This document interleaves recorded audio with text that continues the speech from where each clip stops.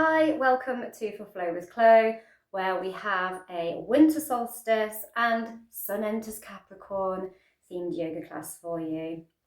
So we've got some very grounding, stabilizing poses to just root us in and ignite our strength, determination and resilience, as well as some sun salutations to invite back in the light, as this is the shortest day of the year, the longest night.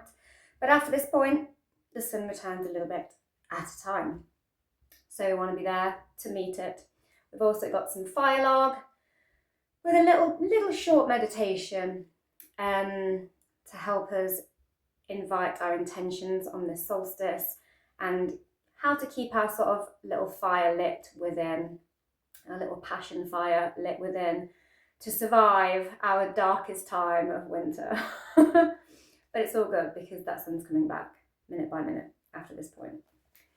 Okay, we also have, as I said, the sun moving into Capricorn today, so I'm just going to read a little passage on the sun in Capricorn. This cardinal sign of winter contains the promise of the return of the light, as I was just saying. The pendulum's pause and still point hold patience. Capricorn's earthly wisdom and maturity, gained in the depths of winter's cave, ignites the lamp of hope, shining the way into the passage of rebirth. Knowing how to be alone and present with the self is the requisite for approaching a sense of community and sharing to come. From now, at its lowest point, the sun will rise higher in the sky each day. Time to let go of the past and dream in the new. So, without further ado, let's get on the mat and get moving. As usual, we're going to start with a bit of a shimmy, and we're going to come down onto our mats and sit with our knees pointed up to the sky and take our hands just behind our hips. We're going to just open those hips a little bit by swinging the knees from side to side, like your window wipers of your car.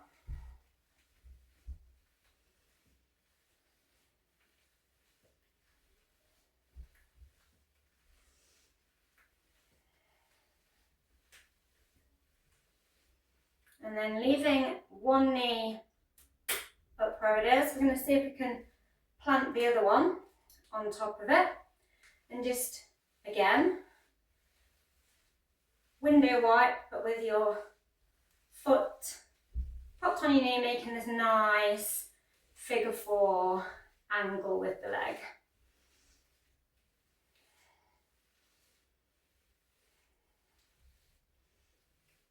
Lovely. Now plant that foot that is still on the ground right into it, drive it deep.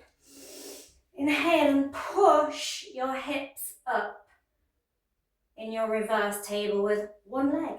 I'm going to switch it over. Pop that ankle on the knee on the other side and sway them hips and knees from side to side.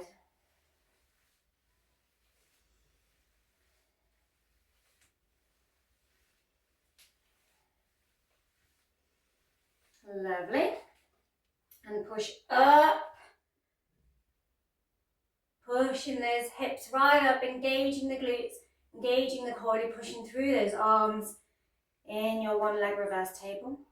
And lower the feet down. Keep those nice angles with your flexed feet and knees up to the sky. I'm just going to twist to the side so torso looks to the short edge of the mat. I'm going to fold down into our deer and take one arm up and over, allow the knees to flop to the side, take it over. And again, and sort of twist to the side as well. And extend an arm as you twist down to the ground in your dynamic deer. Nice and grounding while opening those hips. Lovely. Now Now just swivel to the edge of the mat. In fact, swivel to the edge of the mat. I'm going to roll down and come into our bicycle crunches. So I'm going to straighten one leg and bend the knee, take the arms to the head and just tap as you switch the arms and legs and twist and tap the elbow on the knee of the bent leg. Try not to crunch through the leg, just until you feel your core start to wake up.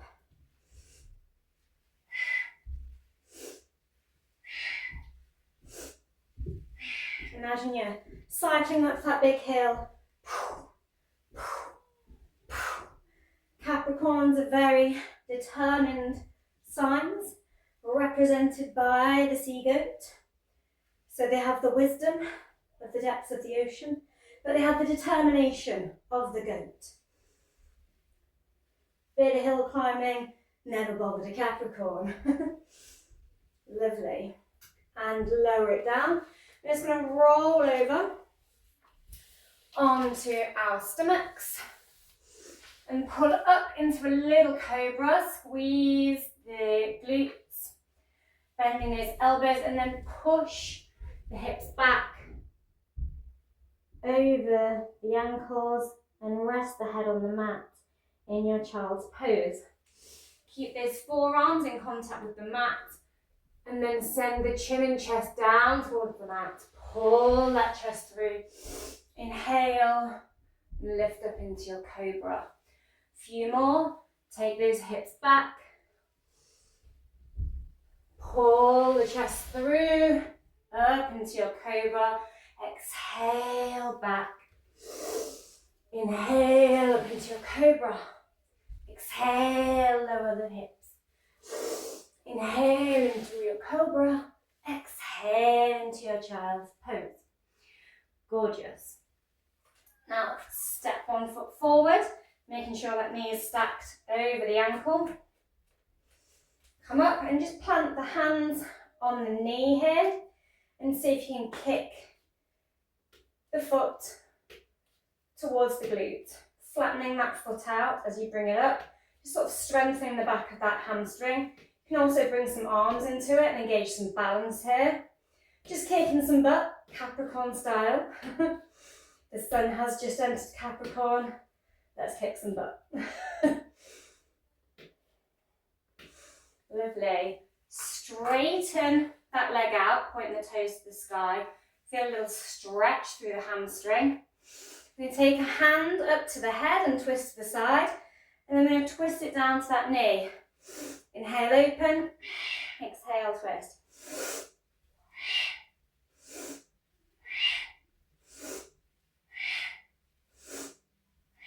Lovely. Move that foot back. Switch it out. I'm going to stack that up opposite knee over the ankle. Place your hands on your knees. Well, the front knee. And kick some butt.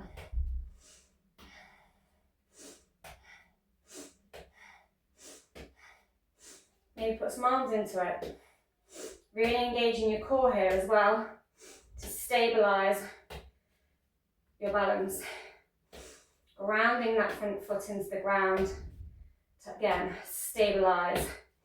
Strengthen and stabilise. Lovely. Straighten that front leg. And I'm going to take a hand to the head and twist and tap that elbow to the knee.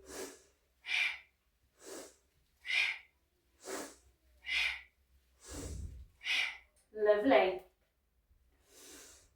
Now place one foot followed by the other to the top of the mat. This is where you might need some blocks coming in if you need to bring the ground up to you.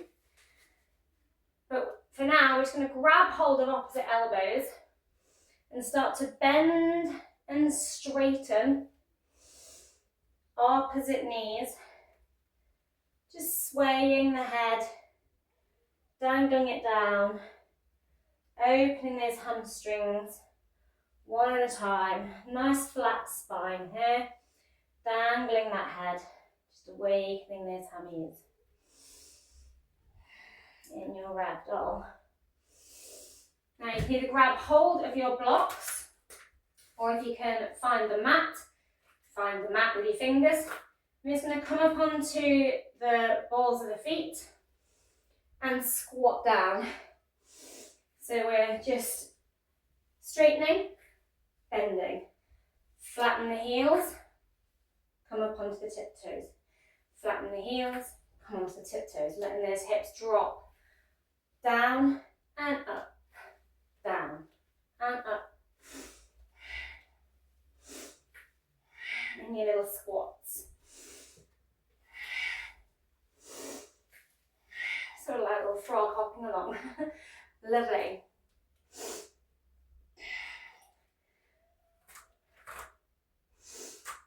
Now bring the toes together, so just heel toe, heel toe. Again, you can be on your blocks here and fold, hinging at the hips into a deep forward fold. Inhale and come to standing in your Tadasana, your mountain pose. We've already talked about mountains and Capricorns. Hands at heart center, move your feet a comfortable distance apart for yourself. So we're going to shoot the arms up and squeeze the knees together, coming into our chair pose out of our mountain. Can come to your blocks and do your deep forward fold, or find the mat with your hands, deep forward fold. Raise that head up and straighten out that spine in your halfway lift. Press the hands into the mat, step back, back, bend the elbows and hug them to the chest, lower down into your chaturanga. Inhale and pull up into your cobra or upward facing dog. Push through the palm, step back, back into your Ardha Mukha Savasana. First one, so maybe have a little bit of a walkie of the dog here by bending the knees. Inhale that leg up. Step it to the top of the mat, angle that back foot out. Sweep the arms up overhead in your warrior. Exhale, bring the hands back down to the mat. Step that foot back, bend the elbows, chaturanga. Inhale up into your up dog or cobra. Push those hips back. Shoot the opposite leg up to the sky. Step it to the front of the mat. Inhale up into your warrior. Exhale, bring those palms back down. Step back, chaturanga, up dog, down dog. And you can either step or hop your way to the top of the mat, coming back into your halfway lift. Deep forward fold. And sweep those arms up as you squeeze the knees in your chair pose. Come all the way back up to your mountain. We're going to flow through that one more time. Inhale the arms up. Sink those hips back into your imaginary chair as you squeeze the knees. Come into your deep forward fold. Lift the head. Halfway lift. Step back, back. Bend those elbows. Engage that core. Grip that mat. Inhale up into your cobra or down at the facing dog. Ardha Mukha Savasana. Kick the leg up, step it forward, angle the foot out, Inhale the arms up, warrior. Find the mat with the hands, push the ground away, engage the core, bend the elbows for chaturanga. Come up into your up dog or cobra. Step back into your Ardha Mukha Savasana, kick the opposite leg up. Step the foot forward, finding that warrior again on the other side. Exhale, back down to that mat. Bend those elbows into chaturanga, push up into your up dog. Flowing through, back into your downward facing dog. Have a little breath here before you hop or step your way to the top of the mat, into your halfway lift, deep forward fold. Inhale, the hands up, squeezing those knees, sinking those hips, chair pose, and come back to your mountain pose. Then inhale and turn yourself to face the long edge of the mat. I'm going to take the hands behind us, hold hands with yourself, and just start to fold at the hips, hinging at the hips, and squeezing those shoulder blades together in your deep forward fold. Just take a few breaths here. Coming back up. I'm going to take the toes out the short edge of the mat and sink into that knee. Arms up at shoulder height. Look down that arm in your Virabhadrasana 2. Inhale that arm up. Plant the palm on the back leg. The back of the hand on the back leg in your reversed warrior. You may want a block here again, as we're going to tilt and tip over that bent knee, taking the arm up overhead. You can stay here in your side angle. Maybe you can come down to the floor. Maybe you can bend one elbow, followed by the other, and hold hands with yourself behind your back here, wrapping the arms around the leg, and look up in your bound side angle. Walk the hands across the mat, or maybe you are walking with blocks here. Back into your deep forward fold. Wide-legged one here. Squeezing those shoulders together. Coming up. Find that Virabhadrasana 2 on the other side. Sweep the arm up overhead. Back of the palm rests on the thigh. Reversing that warrior. Flow down into your side angle. Maybe you want to take that bind here. Looking up if you can. Lovely. Walk those hands back towards the middle of the mat. And come up into your star shape. Just be a little expansive for a moment. I'm going to heel toe, heel toe. Maybe have a little swing of the arms, back, the feet together into your Tadasana. Okay, now we're going to go for a little bit of balance. So you can come into your tree pose. You can keep your tree a little more grounded by just externally rotating that knee out and propping that ankle against the other ankle. Or you can take it higher and rest that foot against the calf. Or you can take it higher and go for a foot on the inner thigh in your tree. Knee nice and rooted. You can also go for a more flexible tree and see if you can shove your foot into your hip crease. You can keep your hands at heart center or take the arms out and sweep them up overhead like a really tall tree.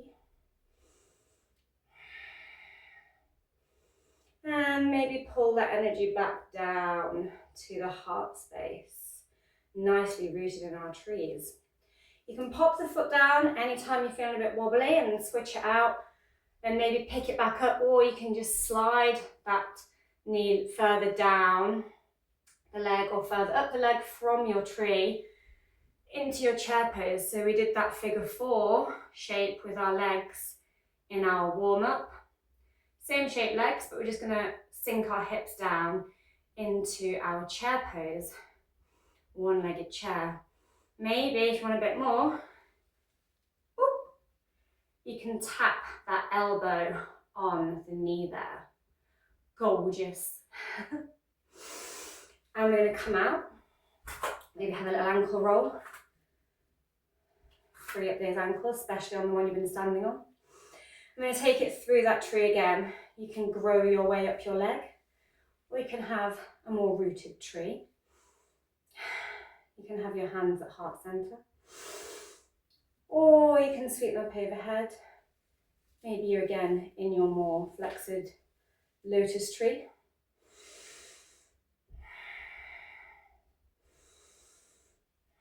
Maybe you're pulling the hands back down to the heart here.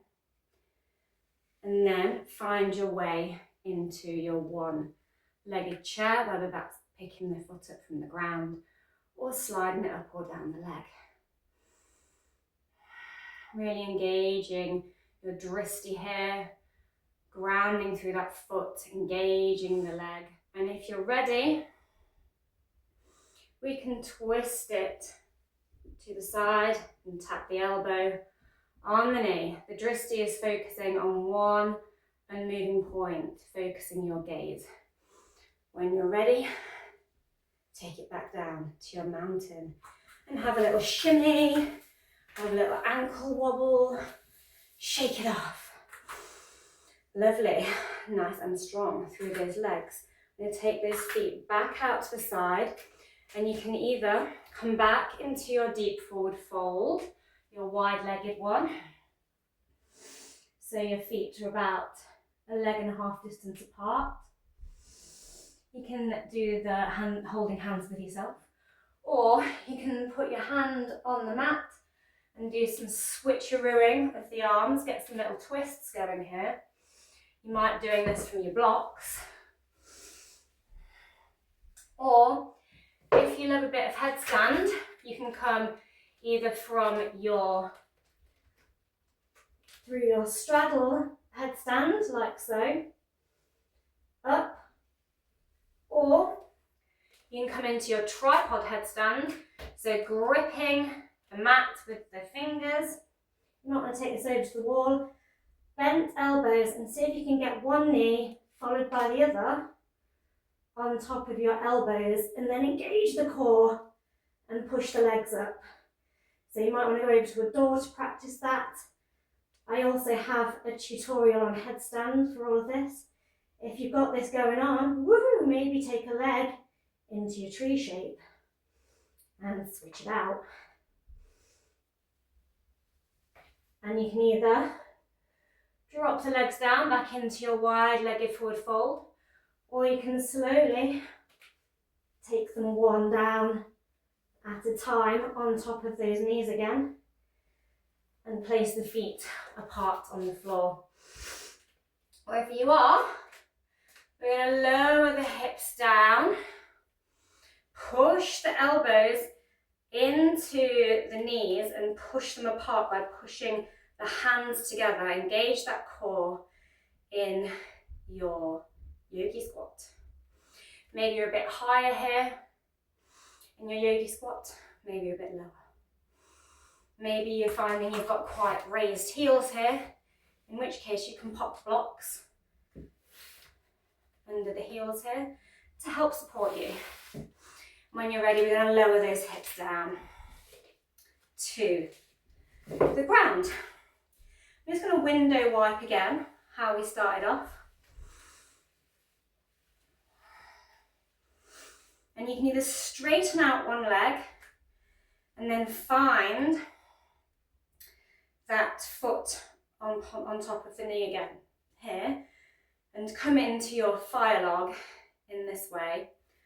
Or if you're feeling a bit more flexible in the hips, you can have a go at pulling that foot towards you, the lower foot, with this foot still on top of the knee, and come into your fire log. Some of you may find that knee comes all the way down easily. Some of you may find you have a big gap, in which case you can shove a cushion in there to fill that gap and support yourself. We're just going to sit in our fire log, because we've got one log or one leg on top of each other, stacked like logs.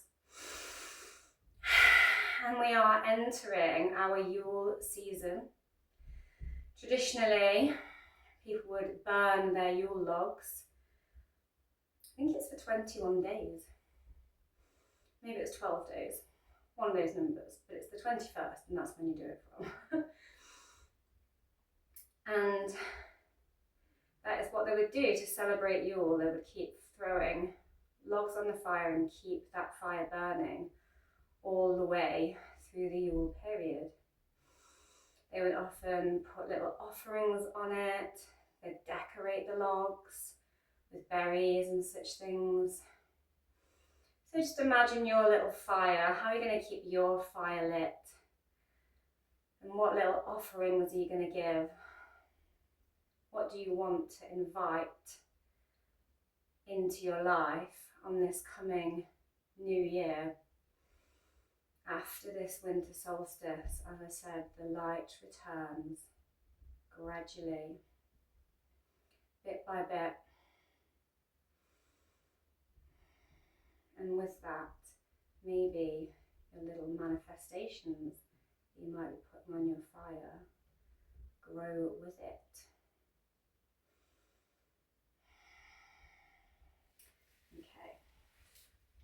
I'm just going to go back into those window wipers to take the edge off of that long hold on the fire log.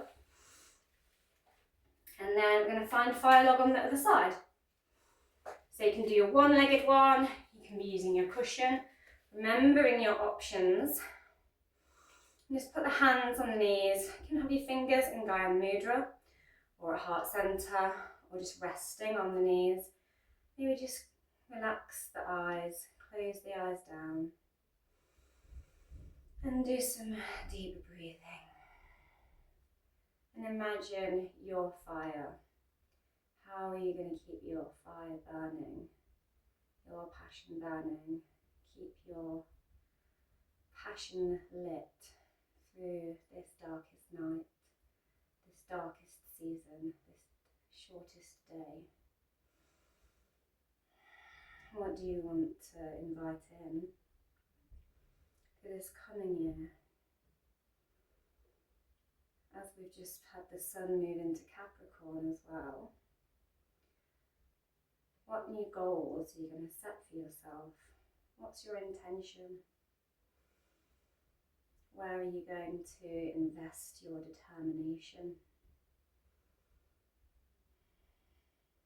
What passions are you going to pursue? Lovely. I'm going to just unwind again. Just take the edge off with a little swoosh swoosh of the hips. Lovely. And swivel to the edge of your mat. I'm going to come into our boat pose. So just kick the feet up. You can either hug the knees to the chest here to help you balance and keep these knees bent, feet flexed. You can put the arms out and have a little bit more balance play here. You could also have a go at wrapping the fingers around the big toes and straightening the legs here. In your straight leg boat pose, nice straight spine wherever you are. And lower those legs down.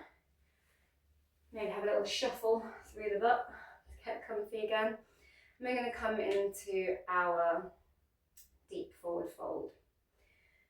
So you can walk, keeping that spine flat. You can start walking the hands down the legs towards the feet. And as you exhale, just start to fold. Sinking. Only goes as far as is comfortable and where you can keep your spine relatively straight so you're not rounding. You're pulling the chest down to the legs. Imagine you've got a big cord pulling through your head. Maybe some of you can fold in half. Maybe some of you are here. Maybe some of you are here. Wherever you feel that comfort zone start to go. Only go where it's comfortable, don't go beyond it. But a little pull here and there is fine, just as long as it doesn't hurt.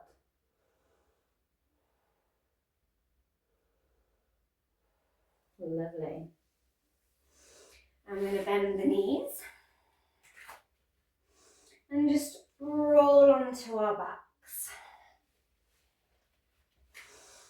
Kick those feet up to the sky in your fountain of youth. You can stay here, just sort of reversing that blood flow. Or you can sort of push through the palms until your hip bones are lifted. And see if you can grab hold of the back of the hips and really engage that core. And straighten those legs, squeeze those glutes and see if you can come into your shoulder stand.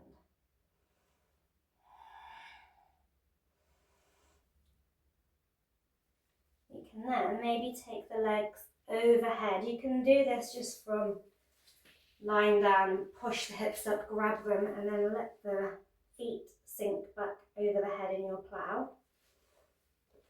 You can have your more engaged plough. Or go into it from your shoulder stand as demonstrated.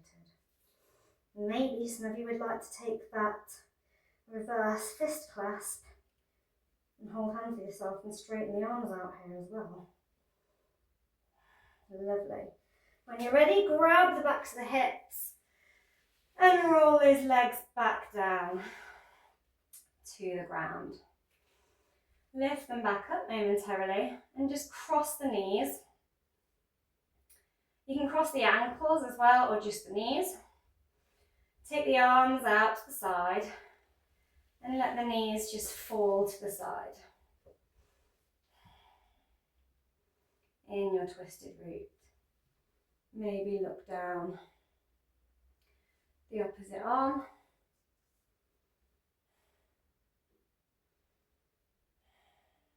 Lovely. Bring those knees back to centre, cross those legs again, and then allow them to fall to the side.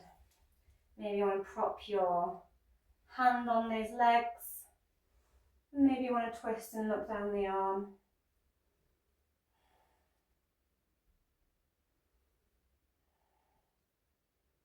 In your twisted root, just really grounding everything in. And you can walk the feet out. Move that block away from my foot. And stretch out, coming into your final resting pose, your Shavasana.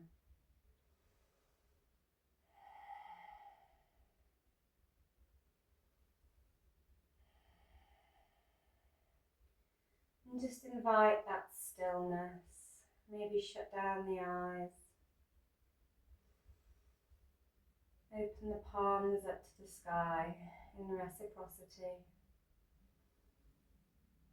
What is it you want to receive? What do you need or want a little bit more of in your life? What are you going to invite in on this solstice? More love? More abundance?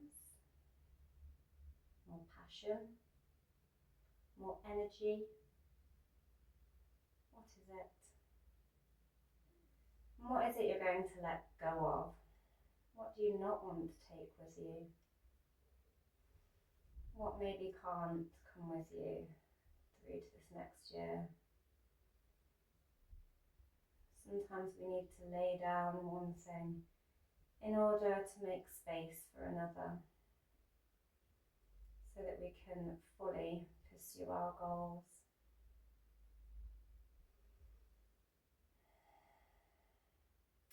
I invite you to stay here for as long as you like. I'm going to roll onto my side.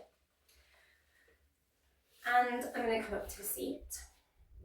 And thank you for joining me in this winter solstice class, as well as sun moving into Capricorn class. If you would like to stay for a little tarot reading, which I'm about to pull, then you can just carry on watching or listening if you're still down in Shavasana, yogi's choice. Then I'm just going to get my cards out, maybe bring the camera a little bit closer, and do a little reading from the Winter Tarot and the Yule Oracle. And if you're leaving me at this point, thank you for watching. Don't forget to like, share, subscribe. And if you're staying for the tarot reading, fabulous.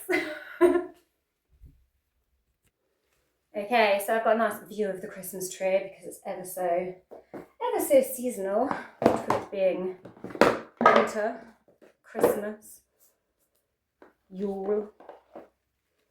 So we're going to pull from Seasons of the Witch, Winter Tarot.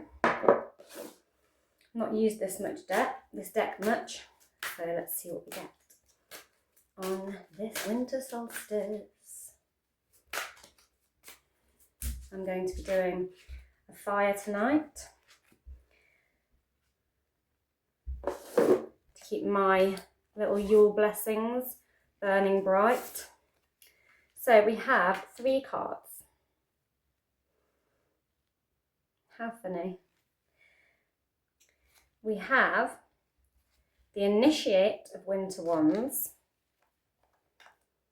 which is like our Page of Wands.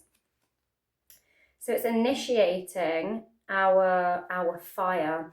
Our fire is like our creativity. It's often associated with fire signs astrologically. We have just had that Sagittarius new moon yesterday as well, which I did another class for, a yoga class for, so if you want to check that one out as well, feel free. But yeah, it's initiating our spark. And we were just talking about that in our little fire log meditation, weren't we? Where are you going to set your little spark out into the world? What is it that's going to keep your fire burning through the dark? And, you know, what do you want to create? What do you want, what passion, you know, what's your passion that you want to pursue and invite in this next coming year? Then we get the 2 of Wands. So again, fire suit. And this is, I mean, look at that dreamy like night sky and starscape she's looking at. It's about setting your intention about where you want to go. She's got her 2 candles there. Often this is symbolised by the 2 big sticks in your traditional tarot cards. And it's like prospecting. It's looking out across the world and being like, where do I want to go? Where do I want to put this energy? So we've initiated it, and now we're deciding where we're going to peg it, where we're going to go with it. Then we get the Artisan of Winter Swords. We need to be clear, direct, and mentally balanced. She's mastered her mental balance. She knows what she needs to cut away, and she knows how to be direct and to the point of what she wants and what she doesn't want. She's very wise in her choices and very clear in her decision making. And I was saying, you know, what is it you need to lay down? What is it you want to sort of surrender and not take with you? You're going to need your Queen of Wands energy for that. So I'm going to pull a few more.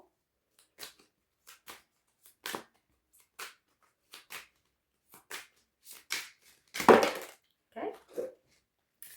And we have the Winter Wheel.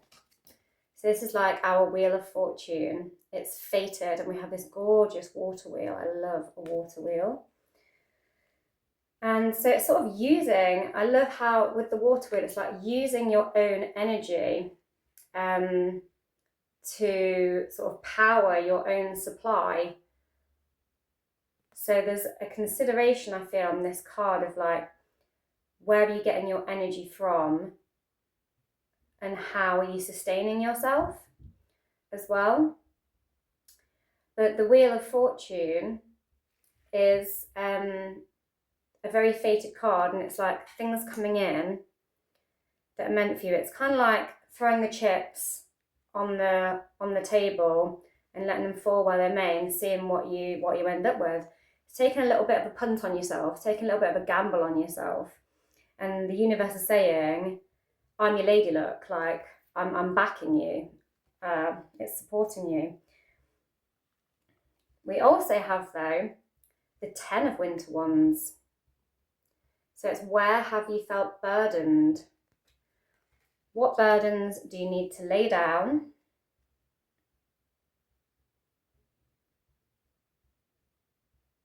so that you can, so she's got this heavy basket of logs to burn that are weighing her down. However, she's got this little pathway of candles lit for her to show her a resting place. So it's like knowing when to take a break and knowing what's like burdening you and knowing where to stop and regather your energy. You know, so where have you felt overwhelmed? Know it won't last long, and that this Wheel of Fortune has got your back. And as long as you know where to stop and take a break and trust the process, you're not going to get worn out and burn out, essentially. So you've got to trust the process and trust yourself and trust your energy. And I was just talking about, you know, how to sustain your own energy on this card. And what do we need to cut away and lay down so that we can plot where our intentions are going, where we want to go, and then we can follow them. We can follow them to where we want to be, to this place of comfort and rest. And, you know, happiness. It looks like a very happy little house there. So I'm going to take one from the Seasons of the Witch Yule Oracle. Okay. Those three. It just instantly like threw me three out. So I'm taking three, not one. And we have light. We've got so many candles going on these cards. Loads of candles on that one. And I keep talking about, you know, pointing to candles, follow the candles. Where are you pegging your candles? And it's about, you know, the winter solstice is about inviting the light back in and honouring and trusting the process and knowing that the light is coming back.